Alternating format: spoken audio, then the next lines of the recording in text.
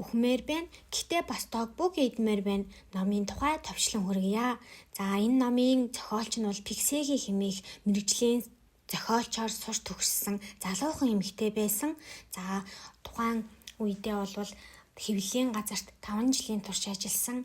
Хамгийн гол нь энэ зохиолч маань яагаад энэ номыг бичих болсон бэ гэвэл өөрөө дистими буюу ийм хөнгөн архагсан сэтгэл готрол хэмээх онштой. Энэ оншноосоо болоод мэргэжлийн сэтгэл засалчтай ажилласан. Тухайн үед олж авсан туршлага, мөн дээрээс нь өөрийнхөө бодол санаанд өрнөдөг, мөн хувийн амьдралд өрнөдөг бүх нүцгэн үнэнийг ил болгон гаргасан ийм зоригтой зохиолч бүсгүй байсан. Харамсалтай зохиолч маань саяхан буюу 10 дугаар сарын дундуур өвчний улмаас ингээд таалал төгссөн байгаа. Гэсэн ч гэсэн хэдийн юм богино насалсан ч гэсэндээ ийм сайхан үхмээр байна, тогбуугийн идмээр хэмээх 1 болон 2 дугаар дэвтрийн номыг гаргасан. Энэ номыг гаргаснараа дотоод сэтгэлийн зөрчилдөөндөө сэтгэл санааны хямралтай байгаа, гутралтай байгаа хүмүүст та ганцаараа биш шүү гэдгийг бол нотлон харуулж чадсан байгаа.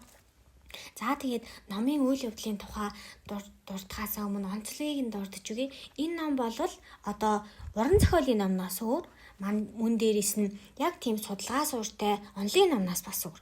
Яагаад вэ гэвэл ийм Сэхи маань сэтгэл засалчтай ажилласан учраас асуугаад сэтгэл засалч нь хариулаад гэх байдлаар ийм асуулт хариулт хэлбэрээр хөвчлэн бичигдчихсэн. За төгсгөл хэсэгтээ болохоор өөрөө мэргэжлийн зохиолч хүн учраас сэтгэл засалчтай ажиллаад гарсан бодол санааны амьдралд нь гарч байгаа өөрчлөлтийг ном болгон, эссе болгон инхүү найруулсан байдаг. За тэгээд Сэхи маань болохоор сэтгэл зүйчийн гар дээр зүрхэнд нь чэйжин дээр нь ингээ ямар нэгэн хар хүн дэмдүүл дараад ингээ үнэхээр хэцүү байсан учраас түүнийгээ өөрөө ганцаараа ингээ давшгүй мэт санагдаад сэтгэл зүйчийн гар дээр очлоо гэж бичсэн байдаг.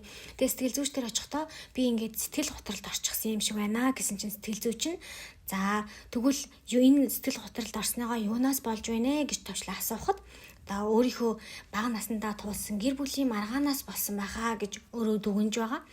За яагаад вэ гэхээр Сэхи маань ам бол тавуула аав ээж дээрээ нэг ихчтэй доороо нэг эрэгтэй дүүтэй айлын дунд хохин. За тэгмэгц аав нь архины хамааралтай учраас шөндөө согтуу ирээд ээжийг нь зоддог. Хаяада бүр нөгөө 3 хүүхдээ ч гэсэн зоддог байсан байгаа. Тэгэнгүүт Сэхид энэний зодуулахаас илүү хамгийн хэцүү байсан санагддаг зүйл нь юу вэ гэхээр гэр бүлийн маргаан төдий гэж зөөлөж ярьдаг байсан зүйл нь үнэндээ хүчирхийлэл байсан гэдгийг хүүхэд мэдчихсэн. Яагаад вэ гэвэл тухайн хэцүү байгаа зүйлээ хэн нэгэнд ярьж болохгүй шүү гэдгийг ээж нь эгчт нь сануулад, эгч нь Сэхид сануулад, Сэхи дүүдээ сануулж өгдөг гэсэн. Тэгээд Сэхи өөрөө энийг тодорхойлохдоо хинт манай гэр бүлийнхэн хинт ч хэлж болохгүй нууцыг тээж юа мэт байдаг байсан. Тэгээд бус дүүгээ ч гэсэндээ гамаа хамхихыг өөрөө сануулдаг байсан гэж тэмдэглэсэн байсан. Тэгээд үүнээсээ болоод заримдаа гэрээсээ зугтчихмаар, явчихмаар санагддаг үе зөндөө байсан тухайгаа бол дурдан тэмдэглэж өгсөн байсан. Мөн дээрээс нь эгч нь ч бас Сэхийг юм нөхцөлтөөгөр хайрладаг байсан нь байгаа юм. Яагаад гэвэл хичээлдээ тааруу байх, жин нэмэх ч юм уу эсвэл хамаг хүчээр дайшлахгүй байх юм бол хэлэхгүй үгээр хэлж шоолдог.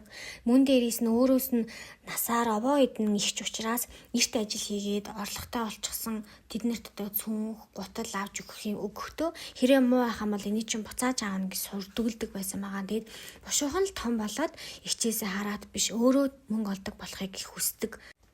За тийм учраас Сэхи маань ахлах сургууль байхасаа л юм сэтгэл готролтой болчихсон.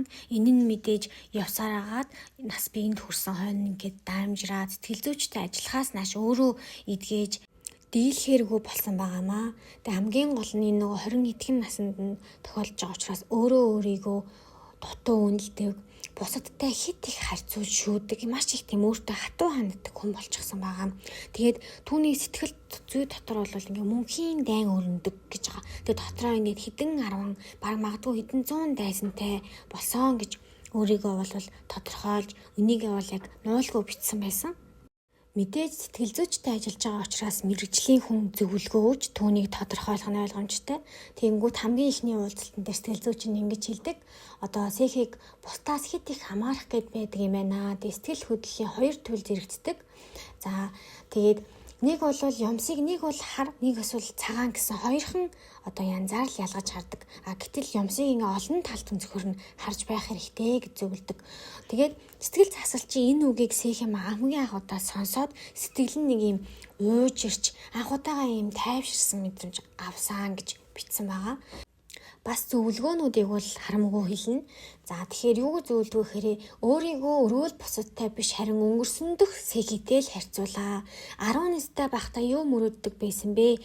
20 настай байхдаа одоо юу хийж бүтээчээд байна? Энийг л харьцуул гэдэг. За тэгээд сэтгэл хөдлөлөө ингээ гаргаж бай. Гэхдээ ингээд хар бараан сэтгэл хөдлөл буюу ингээд эсрэг сэтгэл хөдлөлийг дарсаар байх юм бол явандаа эрг сэтгэл хөдлөлөө ч гэсэн гаргаж чадхаа болчихдгоо. Тийм болохоор аль болох зөвөр ингэж илэрхийлж тухайн үеийн мэдрэмжээ гадагшлуулах нь хамгийн чухал гэдгийг бол хэлсэн байсан.